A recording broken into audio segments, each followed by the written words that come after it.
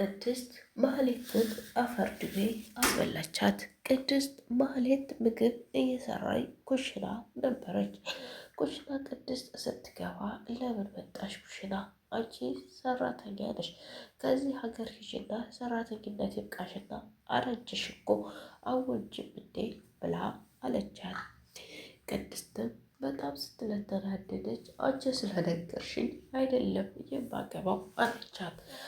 ማህሌትም እንዲህ አለች፣ ብሩክ ብሩክ ስትይ ብሩክ እንደው ከኔ ጋር አደረ። ከዚህ በላይ ታዲያ ምን ይመጣቅምሻል? አትሄጂም? ይልቁንስ ወደሚሻልሽ ቦታ ሄደሽ ትዳርሽን ብትመሪ ይሻልሻል።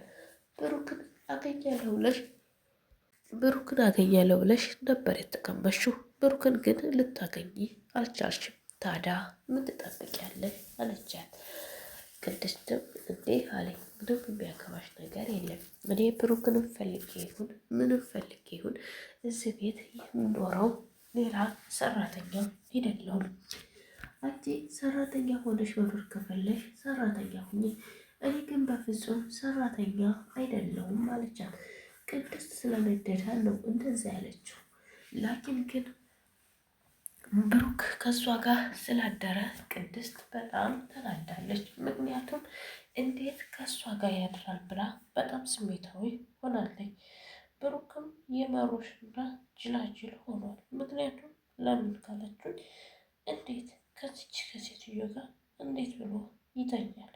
በጣም ያሳዝናል። ቅድስት ይህን ሁሉ ዋጋ ከፍላለት ማህሌት ይህን ሁሉ ነገር አድርገው መልሶ ከእሷ ጋር ሲተኛ በጣም ያሳዝናል። ወንድ ልጅ ግን አሬራ እንደተደፋለት ድመት ጡልጡልጡል ያሉ ናቸው። እውነት እጁን ይዛ ብሩኬ ብሩኬ ስትለው ተማለለ። አያችሁ፣ ወንድ ልጅ ትንሽ ነገር ይበቃዋል የሚባለው ለዚህ ነው። ሴት ልጅ ትፈትነዋለች፣ ሴት ልጅ ፈተና ላይ ትጥለዋለች የሚባል ብሩክ በጣም ያሳፍራል። እንደዚህ መሆን የለበትም ነበር። ምክንያቱም ቅድስት እንደዛ የሆነችለት እንዴት እሱ ድጋሚ ይህን ነገር እንደዚህ ያደርጋል? ቅድስትን እየገፋት ነው። በቃ በጣም ታሳዝናለች። እንዴት ነው እንጂ የማታሳዝነው? በጣም ይገርማል። የብሩክ ነገር ግን በጣም ያሳፈራል። የእውነት ነው የምላችሁ፣ እንደዚህ በፍጹም ማድረግ የለበትም። እንዴት ነው ይህን ነገር የሚፈጽመው?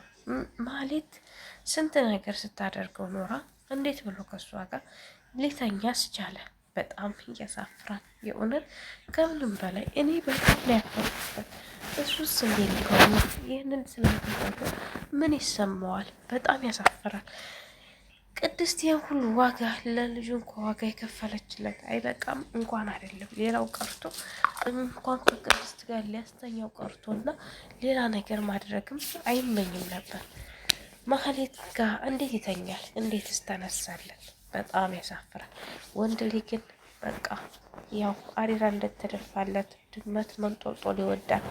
ወንድ ልጅ አትመኑ የሚባለው ለዛ ነው። ቅድስት አምናው ከዚህ በኋላ ማህሌት ጋር አይሆንም ብላ እሷ እየጠበቀችው እያለ እሱ እንደዚህ ሲያደርጋት በጣም አሳዘነች።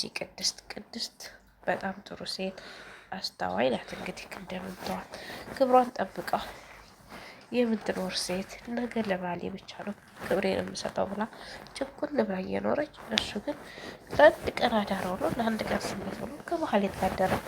እመኑኝ ብሩክ አሁን እኔ አስጠልቶኛል። ነገ ከነገ ወዲያ ከማህሌት ጋር እጅ ለእጅ እንደሚያያዝ እርግጠኛ ነኝ።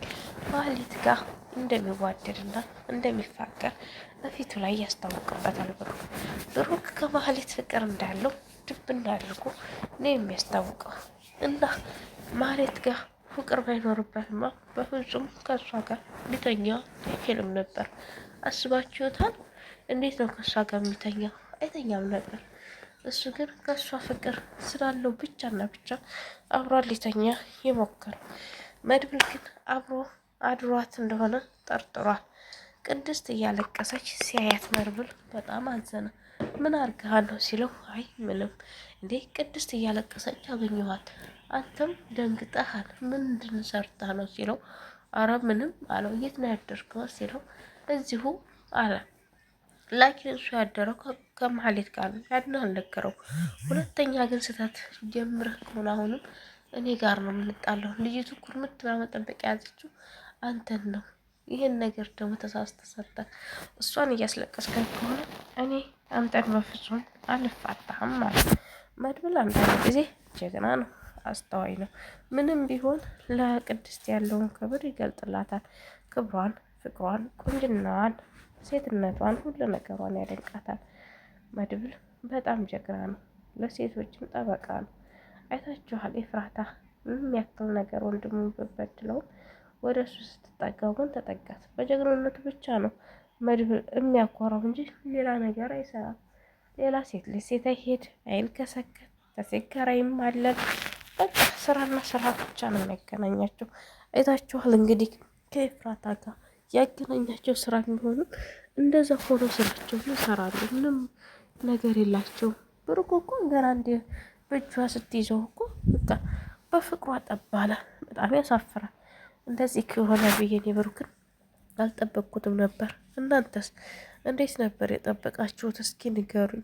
በጣም ነው ያሳፈረኝ። እኔ ሀቂቀትን ነው የምላችሁ ከምንም በላይ የሆነ እንዲህ ይሆናል ብዬ በፍጹም አላሰብኩም እኔ። ምክንያቱም ምን መሰላችሁ? እንዴት የሚለው ነገር እንዴት እንዲህ ይሆናል ብዬ እንዴት ከማህሌት ጋር ድጋሚ ይተኛል ብዬ አላሰብኩም። ያን ሁሉ አድርጋ ያን ሁሉ ነገር አድርጋ ለዚህ ሁሉ ፈተና ያበቃችሁ ሚስቱ ጋር መልሶ ይተኛል?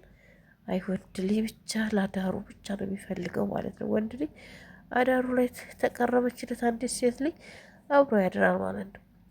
ሎላ እንግዲህ ጠበቃውን ልከሰው ድብድቅ እያለች ነው።